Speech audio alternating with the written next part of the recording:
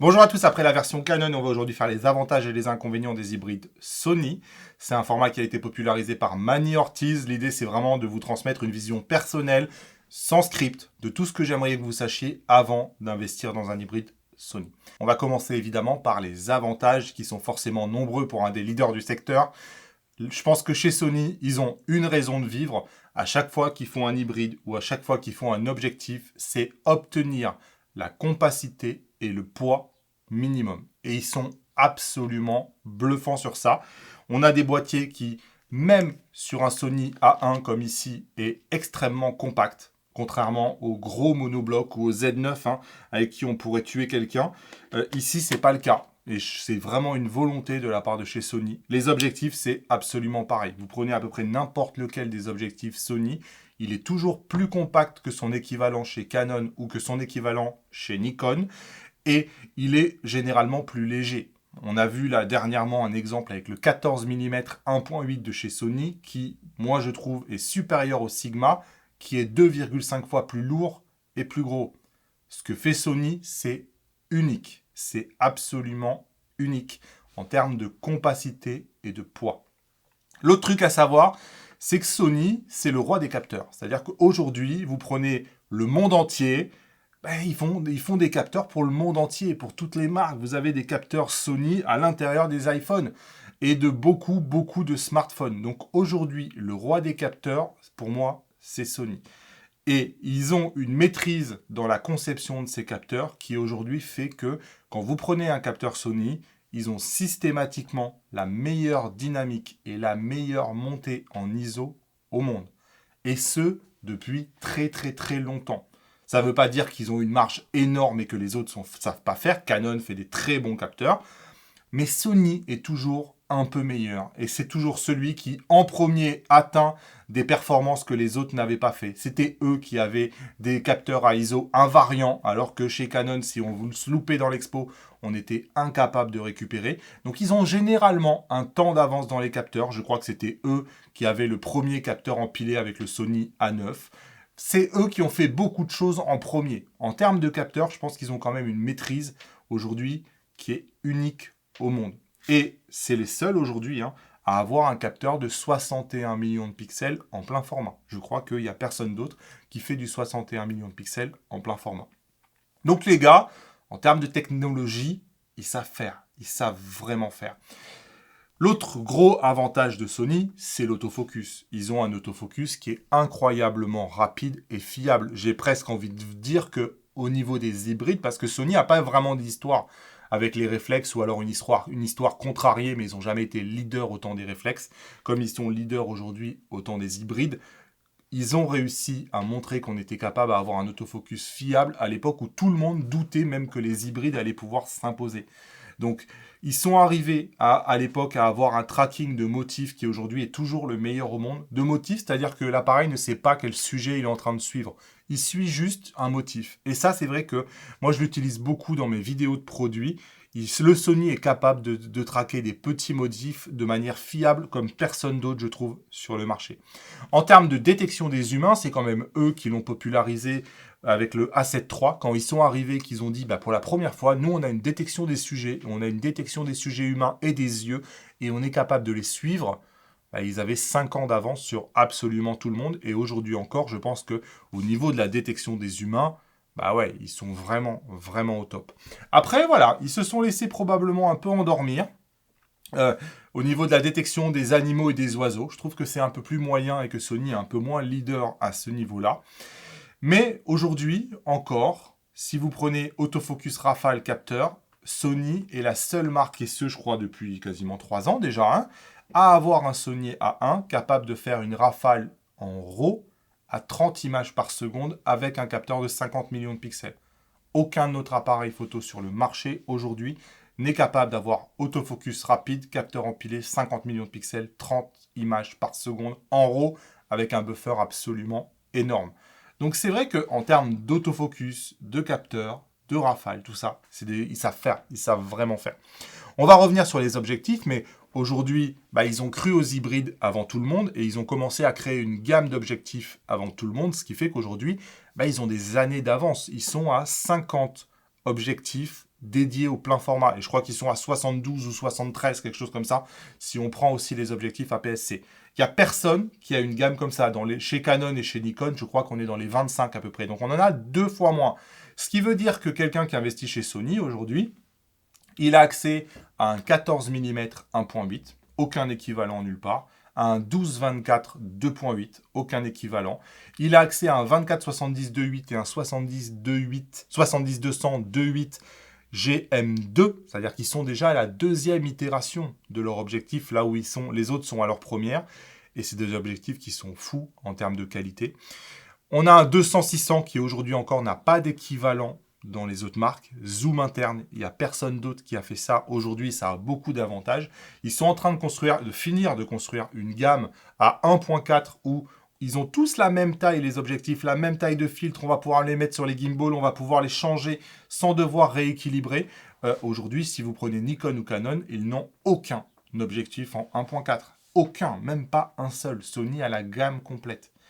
Et ensuite, on a un 20 mm 1.8 qui est top aussi pour du paysage ou pour du vlog. On a beaucoup d'objectifs qui sont uniques aujourd'hui sur le marché quand on investit pour Sony. Et j'irai même plus loin. C'est que pour moi, aujourd'hui, Sony est devenu le meilleur au monde dans la conception d'objectifs. C'est-à-dire que quand vous regardez les objectifs Sony, dans leur capacité à obtenir un piqué incroyable, une homogénéité incroyable, une maîtrise des défauts optiques, ils ont un temps d'avance. C'est-à-dire que sur tous les objectifs, à chaque fois que vous comparez l'objectif GM, le meilleur de chez Sony, et le meilleur de chez Canon ou de chez Nikon, le Sony est toujours un tout petit peu mieux. Il va être un tout petit peu mieux parce qu'il va être un peu plus compact, parce qu'il va être un peu plus léger, parce qu'il va parfois être un peu plus piqué. Il ne faut surtout pas croire que les autres ne savent pas faire. Je vous ai fait la vidéo Canon. Canon, ils savent très très bien faire les objectifs. Mais je trouve que là où, quand vous prenez le 50 mm 1.2 de chez Sony, ils ont réussi à faire quelque chose de beaucoup plus compact, par exemple, que chez Canon. Donc ils ont toujours quand même cet avantage-là. Et par rapport à Nikon, qui a des tanks, toujours des trucs énormes en termes d'objectifs, c'est vraiment une philosophie qui est complètement différente et dont il faudrait aussi parler Nikon, qui a fait des choix différents. Mais c'est vrai qu'en termes d'objectifs, je trouve que vous avez une gamme d'objectifs qui est folle chez Sony. Et le truc, c'est que comme ils ont ouvert la monture dès le départ, ils ont invité les constructeurs tiers à venir faire des objectifs, là où aujourd'hui Nikon et Canon ont les portes fermées, ils ont eu Tamron, ils ont eu Sigma, Samyang, Viltrox, qui ont fait des gammes d'objectifs complètes. Et eux aussi, aujourd'hui, ont des dizaines d'objectifs qui vont sur la monture Sony. Et ça veut dire que quand vous cherchez une focale chez Sony, vous avez parfois 3 ou 4 options différentes pour la même focale. Et c'est fou. Et vous avez des objectifs où parfois, ça complémente des trous faits par Sony. Le Sigma 85 1.4, c'est une merveille. Le Sigma 24-70 2.8, c'est une merveille pour le prix auquel il est proposé. Ça vous permet d'accéder à des 24-70 2.8, à des 70-200 2.8, pour des fois un tiers du prix pour lequel Sony va vous le vendre. Donc ça vous donne des options rapport qualité-prix que vous n'auriez pas nulle part ailleurs. Et des objectifs uniques, comme le Tamron 35-150, comme le Tamron 70-180, comme le petit Sigma 28-70 2.8 qui est utilisé pour tourner toutes mes vidéos, comme le Sigma 150-600, parce que le 200-600 de Sony zoom interne, il est génial, mais c'est une plaie à transporter parce qu'il est très très gros. Certains préféreront la version de Sigma qui est plus compacte avec un zoom externe, Sigma 150-600. Avoir ces options-là, c'est une richesse que personne d'autre aujourd'hui sur le marché ne peut avoir. Et je suis convaincu, moi, que c'est aujourd'hui l'avantage numéro 1 de Sony sur le marché, c'est ses objectifs, ses propres objectifs, mais aussi la gamme d'objectifs de chez Tamron et de chez Sigma. C'est pourquoi aujourd'hui beaucoup utilisent du Sony. C'est pour cette raison-là. Ensuite, Sony a fait un choix différent des autres. Ils sont partis sur des CF Express type A. Vous voyez, c'est ça la CF Express type A, alors que tout le monde utilise de la type B. La type B, c'est très bien, mais ça chauffe et c'est surtout beaucoup moins compact. Quand je vous dis que dans la philosophie de Sony, il faut toujours prendre en compte la compacité, ils sont allés jusqu'à choisir un format différent des autres en termes de cartes, parce que ça leur permet de faire des boîtiers plus compacts. Alors, je ne sais pas quoi en penser, ça. On peut le mettre dans les avantages et on peut le mettre dans les inconvénients. C'est des super cartes, mais ça vaut une fortune. Bien qu'aujourd'hui, on commence à avoir des Angelbird 1 Tera qui aujourd'hui sont vraiment pas si chers que ça. Donc, je pense que ça commence vraiment à se démocratiser. Là où pour moi, Sony, c'est les rois, bah, c'est dans le domaine de la vidéo, tout simplement. En fait, dans le domaine de la vidéo, c'est pas qu'ils sont sans concurrence, mais ils sont restés très très très très très longtemps à faire des trucs qu'ils étaient les seuls à faire, et qu'aujourd'hui, par exemple, Canon ne fait beaucoup moins bien. Donc, quand vous prenez un appareil Sony, bah vous savez qu'en vidéo, il fait aucun truc bizarre dans aucun mode. Vous avez aucune mauvaise surprise. Vous avez aucune limitation de mode, d'affichage, de trucs bizarres. Vous savez que vous avez aucune surchauffe. Moi, je connais aucun appareil Sony qui est aujourd'hui victime d'une surchauffe énorme. C'est quelque chose que Sony a toujours fait ces choix-là. Ok, on vous met un petit capteur de 12 millions de pixels dans un A7S III, mais vous savez que derrière, vous n'avez pas de surchauffe. On a une grosse configurabilité en vidéo, toujours beaucoup, de 4, de 10 bits, du all intra, du long gob. Vous pouvez faire les combinaisons comme vous voulez. Vous n'avez pas de trucs compliqués comme chez Canon, où vous pouvez faire ça que si vous faites du log. Si vous faites pas du log, vous ne pouvez pas faire du 10 bits. Ici, tout est open. C'est les seuls en plein format à faire de la 4K 120 avec du son. Aujourd'hui, si vous prenez chez Canon, le 4K 120, vous n'avez pas de son. Là, je crois... Alors, Nikon le fait peut-être maintenant avec le Z8 et le Z9. Mais du 4K 120 avec le son, ça a été longtemps les seuls à le faire. Et surtout, une merveille qui est quand même à l'origine, qui est le cœur quand on fait de la vidéo, le S-Log 3. Le S-Log 3, donc c'est le format de log de chez Sony. En termes d'étalonnage, c'est un des plus agréables à étalonner. En termes de charge CPU, qui est très important quand vous êtes dans le logiciel de montage, si vous avez le CPU qui s'emballe et que c'est un enfer à monter, le S-Log 3, c'est pas un enfer, c'est plutôt le paradis. En termes de gamma, donc la manière de gérer les couleurs, la dynamique que ça apporte aussi, le S-Log 3, c'est aujourd'hui une des références sur le marché, avec le V-Log probablement, de chez Panasonic, qui est aussi bourré d'avantages. Mais c'est vrai que ce S-Log 3, aujourd'hui, je le préfère beaucoup au N-Log de chez Nikon, ou alors au C-Log 3 de chez Canon. Donc ça, c'est pour les vidéastes, c'est un avantage énorme, le S-Log 3.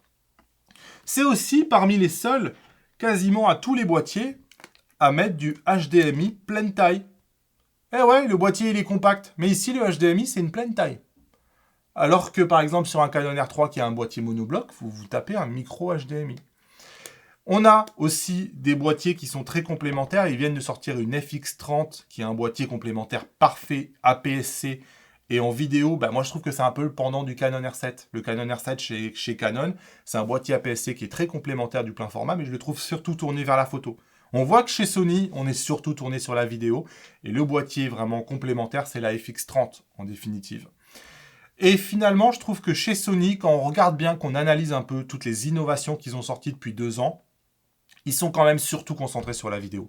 On voit énormément d'innovations qui sont centrées sur la vidéo, que ça soit le focus breathing, composition, que ça soit le focus map. On a aussi des données gyroscopiques à l'intérieur des Sony qu'on utilise dans un logiciel sur l'ordinateur qui permet de stabiliser mieux et de retrouver des choses qu'on ne fait pas vraiment chez les autres. En fait, moi je trouve que on a quand même l'impression que c'est les rois de la vidéo et c'est pas par hasard, c'est parce que c'est une de leurs priorités, la vidéo, tout simplement. Et quand on regarde bien toutes les innovations Sony depuis 18 mois, 2 ans, c'est surtout axé sur la vidéo. Le focus breathing compensation, la focus map, le suivi du frame. On a vu sur le ZV-E1 beaucoup d'innovations. Ils ont créé toute une gamme d'ailleurs de ZV qui sont tournés et de FX qui sont tournés autour de la vidéo. Si on regarde bien, les principales innovations là depuis 2 ans, c'est surtout axé sur de la vidéo.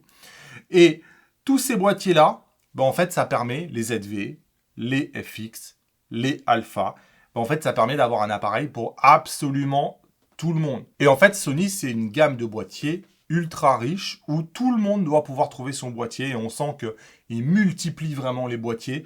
Il y a les boîtiers avec les écrans, vous voyez, qui restent dans l'axe. Il y a les boîtiers avec plutôt celui qui va sur le côté. Vous avez les boîtiers avec des viseurs au milieu. Vous avez des boîtiers ici avec des viseurs sur le côté. Vous avez des boîtiers type ZV qui, eux, vont être dénués de viseurs. Vous avez toute la gamme FX comme ici, où vous avez des pas de vie intégrés pour l'accessoiriser, pour pas forcément avoir besoin de cage. Une tali-lampe ici qui vous permet de voir ce que vous êtes en train de filmer. Un dissipateur thermique qui va vous permettre de mieux aérer. Et en fait, Sony, la première chose à se demander, c'est qu'est-ce que j'ai envie, qu'est-ce que vous avez comme besoin. Et probablement qu'il y aura forcément un boîtier Sony qui va y correspondre. Bon, forcément, on va passer à une partie un peu moins marrante, c'est les trucs qui pourraient être mieux. Je viens de vous dire que y a une gamme d'appareils qui est extrêmement large et que c'est un avantage. c'est aussi un défaut. Une gamme d'appareils trop large, bah, c'est un peu un panier de crabes en définitive. C'est-à-dire qu'on a quand même l'impression qu'ils vont se limiter beaucoup parce qu'il ne faut pas faire de la concurrence à l'appareil qui est à côté. Et chaque appareil a toujours des limitations qui sont parfois un peu frustrantes. Typiquement aujourd'hui, si on compare les Alpha avec ce que fait Canon ou Nikon, bah, le Sony A7 IV, quand vous le comparez avec un Canon R6 Mark II en face, bah, il a une rafale qui est lente, il a un gros crop en 4K 60. On voit que sur un R6 Mark II, Canon a eu plus de liberté, ils avaient moins de modèles à protéger. Sur un Sony A7R5, bah, quand vous le comparez avec un Canon R5 qui est pourtant sorti 2 ans avant, bah, on a une rafale qui est quand même assez lente, encore une fois, hein, sur un Sony A7R5, et on n'a pas de 4K 120, contrairement à un Canon R5. Depuis, on a eu le Nikon Z8 maintenant, qui vient concurrencer aussi le Sony A7R5. Le Nikon Z8, c'est un capteur empilé, il en fait encore beaucoup plus avec de la 8K 60. Et un rolling shutter top et compagnie, tout ça, ils sont au même prix. Et aujourd'hui, c'est vrai qu'un Sony A7R5 qui vient juste de sortir, on se dit qu'il a été sorti un peu comme ça parce qu'il fallait protéger un Sony A1. En tout cas, c'est ce que moi, je pense. Donc, c'est vrai qu'avoir autant de boîtiers, ça devient compliqué à gérer. Et peut-être aussi que c'est pour ça qu'ils font moins de mises à jour.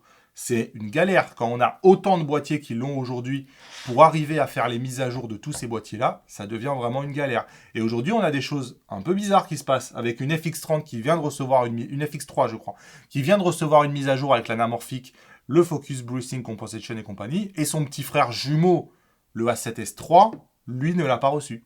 Et il y a plein de choses comme ça aujourd'hui où il y a beaucoup de modèles qui reçoivent jamais de mise à jour. Mon Sony A1, 7000 €, jamais mise à jour. Il n'a pas ce qui a été annoncé avec le Sony A7 IV, qui coûte 3 fois moins cher. Il n'a pas tout ce qui a été annoncé par tous les Sony, parce que chez Sony, on innove beaucoup, mais c'est à chaque boîtier, on a des nouvelles fonctions sur lesquelles ils ont bossé. Mais une fois qu'un boîtier est sorti, il est généralement figé et il évolue pas tant que ça. Donc c'est vrai qu'en termes de mise à jour, c'est probablement aujourd'hui la marque la plus frustrante sur le marché, parce que une fois que vous l'achetez dans le magasin, vous savez qu'il ne va plus beaucoup bouger. Et même s'ils sont en train d'innover sur plein de trucs qui ont exactement les mêmes composants, bah vous savez que vous êtes un peu figé. En tout cas, moi, c'est le cas de mon A7S3, c'est le cas de l'A7 IV, c'est le cas aussi de l'A1. Ça, c'est un peu dommage quand même. Mais je pense que c'est à l'origine du fait qu'ils ont tellement de modèles que c'est tout simplement ingérable. Je vous ai dit que c'était un énorme avantage chez Sony d'avoir autant d'objectifs, qu'ils avaient ouvert leur monture. Moi, j'ai quand même l'impression qu'ils sont un peu en train de fermer les vannes. Je m'explique. Ils sont en train de donner un avantage artificiel à leurs propres objectifs. D'abord, la stabilisation numérique est quelque chose qui est beaucoup utilisé, qui utilise les données gyroscopiques dont on vient de parler juste avant. Et bien, elle marche que sur les objectifs Sony. Quand vous mettez un objectif Tamron ou Sigma, bah, vous n'avez pas de stabilisation numérique. La compensation du bruising, c'est exactement pareil. Ça ne va marcher que avec des objectifs Sony. Vous voulez faire une rafale, vous êtes content d'avoir un Sony A9 de première génération que vous venez d'acheter d'occasion, qui fait de la rafale à 20 images par seconde. Sony a décidé que toutes les marques tiers, c'était 15 images par seconde maximum. Aujourd'hui, on commence à avoir du 30 images par seconde. Je suis persuadé qu'on va avoir un A9 III ou un A1 Mark II dans pas si longtemps que ça, qui va peut-être aller à 40, 50. Nikon aujourd'hui fait du 120 images par seconde. Aujourd'hui, Sony a décidé que les marques tiers, c'était 15 images par seconde maximum. Ça va poser un problème dans le futur. C'est pareil, Sigma et Tamron ont l'interdiction de faire un téléconvertisseur. Donc on a un 150-600 par exemple, mais ils n'ont pas le droit de faire un téléconvertisseur. S'ils font un 70-200, des fois ils disent « Ah oui, on a le téléconvertisseur pour la monture L, mais pour la monture Sony, ils n'ont pas le droit de le faire. » Donc c'est vrai que Sony a mis quand même ça de plus en plus. En vidéo, on aimerait bien que les objectifs Sigma, par exemple, soient linéaires, parce qu'en vidéo, on aime les mises au point linéaires. On ne peut pas le faire. Vous pouvez changer ça, vous pouvez le configurer que sur un objectif Sony. Sur les objectifs Sigma ou Tamron ou toutes les autres marques tierces, Sony a dit non. Donc, ils ont ouvert les vannes, venez faire des objectifs, mais ils sont, je trouve, de plus en plus en train de les refermer, ou en tout cas en train de brider les marques tierces de façon à se créer un avantage pour leurs propres objectifs. L'autre truc moyen chez Sony, c'est que si vous prenez les alphas, ils sont tous pareils en fait. C'est-à-dire que là, je pourrais vous mettre toute la gamme des alphas. Franchement, il n'y a vraiment qu'un œil expert qui est capable de les distinguer. Ils ont tous la même forme. Ils ont tous quasiment les mêmes boutons et il y a très peu de variations en fonction des modèles. Ça veut dire que, par exemple, Ici, vous voyez, un des trucs moins bien, c'est qu'il y a peu de place. Forcément, on ne peut pas tout avoir, hein. Le but, c'est de faire un boîtier qui est compact et léger. Bah forcément, vous avez un peu moins de place. Vous voyez, ici, moi, j'ai des gros doigts. Bah, j'ai mon doigt qui a tendance à être coincé ici. C'est-à-dire que quand je le prends, je touche toujours l'objectif d'un côté. J'ai toujours l'impression d'avoir les doigts qui sont pincés. Donc, clairement, c'est au plus juste, en fait. Quelqu'un à qui cette ergonomie-là ne conviendrait pas, il ne peut pas dire ouais, ben, je vais prendre un autre modèle parce qu'il va avoir une autre ergonomie. C'est vrai que tous les alphas aujourd'hui sont faits un peu pareil. Un autre truc dont on entend parler régulièrement chez Sony, bah, c'est les couleurs et la balance des blancs. C'est un sujet sur lequel ça varie quand même beaucoup. Si on prend par exemple le dernier Sony A7R5, Sony, donc c'est Sony qui le dit, hein, a encore mis à jour sa colorimétrie et dit on a amélioré la balance des blancs de 20%. C'est quand même un aveu, eux-mêmes, qui savent qu'il reste du travail sur ces aspects-là. Et là, on parle du Sony A7R5 qui vient juste de sortir et qui a encore des améliorations et qui n'est pas vraiment encore au niveau d'un Canon ou d'un niveau d'un Nikon. C'est-à-dire que régulièrement, sur les Sony, on a une teinte qui n'est pas toujours la bonne et on a une balance des blancs qui n'est pas toujours parfaite. Pourtant, ils ont beaucoup de technologies, c'est quelque chose sur lequel ils travaillent beaucoup et on voit qu'à chaque appareil se rapproche. Ils vont y arriver. Ils sont très très forts. Ils vont y arriver. Il n'y a absolument aucun doute. Mais le fait est qu'aujourd'hui, quand on travaille sur un Sony, et on a quand même une colorimétrie qui est parfois un peu moins bonne que les autres. Alors, ça peut être quelque chose à balancer. Parce que si vous faites du RAW, vous pouvez changer le look comme vous voulez. Mais c'est plus agréable d'avoir un point de départ qui est directement bon. En log, c'est beaucoup moins contraignant. Parce qu'en cinéma, enfin en tout cas, si vous travaillez le look de votre vidéo en log, vous allez généralement faire ce qu'on appelle un color grading, un étalonnage, et donc vous allez donner de toute façon le rendu que vous voulez à votre vidéo. Donc c'est généralement quelque chose, si vous faites du log, qui ne va pas trop vous déranger. Par contre, si vous faites directement du Rec 709, bah, c'est vrai que moi j'aurais tendance parfois à préférer un rendu identique, le Nikon ou le Canon par rapport au Sony. Et je vous disais juste avant que je trouve que les innovations depuis 2 ans sont surtout centrées sur la partie vidéo. Forcément, il y a des petits manques en photo, puisqu'ils n'ont pas tellement travaillé ça. Typiquement, aujourd'hui, c'est, je crois, la dernière marque à ne pas avoir de focus bracketing avec assemblage de la photo en interne. Aujourd'hui, ils ne savent pas le faire. En photo, quand vous faites la photo haute résolution avec le pixel shift, vous n'avez pas non plus d'assemblage en interne comme le peut faire un Panasonic avec du RAW en interne assemblé. On n'a pas non plus de prédéclenchement comme on a chez Nikon ou comme on a chez Canon. C'est-à-dire que si vous faites de l'animalier, pour moi, le prédéclenchement, c'est un truc qui change absolument tout et vous ne l'avez pas du tout chez Sony. C'est-à-dire que vous voyez un oiseau, moi je vais au guêpier très régulièrement, vous pointez l'objectif dessus. Quand vous le voyez s'envoler, vous déclenchez. Le temps de réaction humain, c'est 0,5 secondes si vous avez un temps de déclenchement standard. Et bien 0,5 secondes, votre oiseau il est parti. La première photo que vous avez, c'est l'oiseau est quasiment hors cadre. Avec Canon ou Nikon, avec le prédéclenchement, vous récupérez 1 seconde de photo avant le déclenchement. Ça, en animalier, c'est quand même vraiment pas un détail. Donc on voit que toutes ces innovations qu'ils ont fait sur la partie vidéo, aujourd'hui, ça manque un tout petit peu sur la partie photo et j'espère qu'ils sont en train de travailler là-dessus. Sur la partie vidéo, j'aurais tendance à dire qu'en termes de time-lapse, et notamment la possibilité de faire un time-lapse vidéo à l'intérieur de la caméra, on le fait de manière un peu détournée avec le SN Quick, mais on ne le fait pas aussi bien que ce qu'on peut avoir par exemple chez Canon ou chez Nikon, où ils ont vraiment un mode dédié à ça, qui fait un fichier vidéo qui est au top de chez top. L'autre truc où Sony pourrait s'améliorer, c'est le SAV. Aujourd'hui, on n'a pas de vrai SAV chez Sony.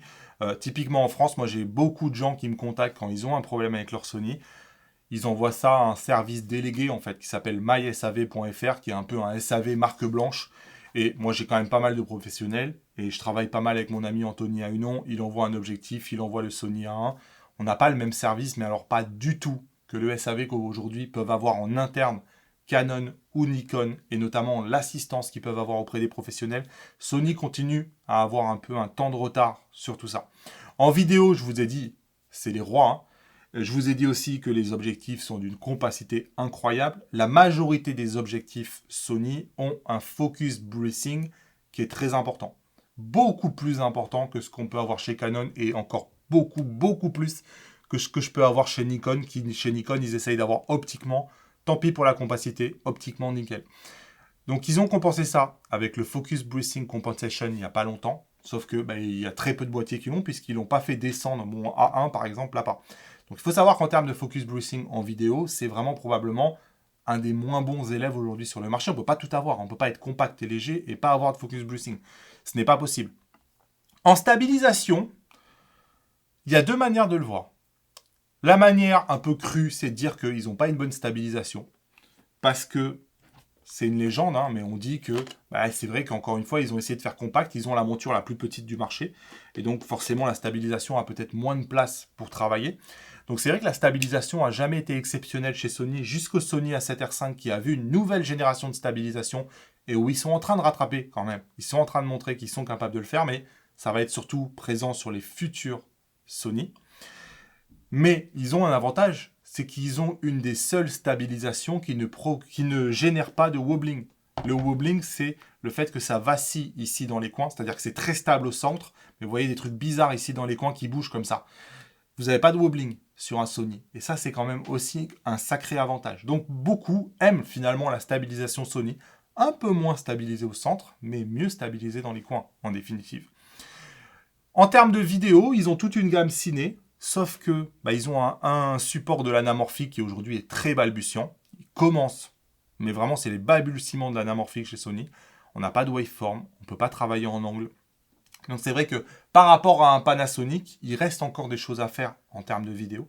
C'est pareil en termes de ProRes. Si vous cherchez un boîtier qui vous fait du ProRes en interne ou du RAW en interne, comme le fait un Nikon Z9 ou un Nikon Z8, ils n'ont pas vraiment ça chez Sony. Si vous voulez faire du ProRes, vous serez forcément obligé de le faire en externe. Ils n'ont pas non plus d'enregistrement sur le SSD. Enfin, l'APS-C, moi je le vois de plus en plus comme un complément idéal au plein format. Moi j'appelle ça le téléconvertisseur de luxe. Sauf que la gamme APS-C chez Sony, aujourd'hui, elle a été un peu laissée de côté. Et c'est vrai qu'il y a très peu de boîtiers, en définitive. Ils ont fait des choses, encore une fois, plutôt orientées sur la vidéo, avec des ZV, avec de la FX30. C'est vrai qu'en photo, on n'a pas une gamme APS-C, on n'a rien d'équivalent par exemple à un Canon R7. Absolument rien. Donc c'est vrai que la gamme APS-C est un peu moins... Il y a plus d'objectifs que chez Canon, beaucoup plus d'objectifs que chez Canon. De toute façon, ça ne peut pas être pire que chez Canon. Mais en termes de boîtier, c'est beaucoup moins bien que chez Canon. Donc vous voyez, c'est jamais tout blanc d'un côté et tout noir de l'autre. Cette vidéo, vous vous en doutez, elle n'est absolument pas sponsorisée. C'est 100% honnête. C'est vraiment... pour moi, les avantages et les inconvénients. Ce qui serait génial, c'est que vous disiez en commentaire quels sont vos avantages et vos inconvénients de chez Sony. Est-ce que vous êtes d'accord avec tout ce que je viens de dire? Vous pouvez soutenir mon travail en mettant le code créateur Damien sur ipln.fr. Ça me permet de rester indépendant et de continuer de vous faire ces vidéos-là où je vous dis honnêtement tout ce qu'il y a à savoir sur le matériel. ipln.fr, code créateur Damien. Salut!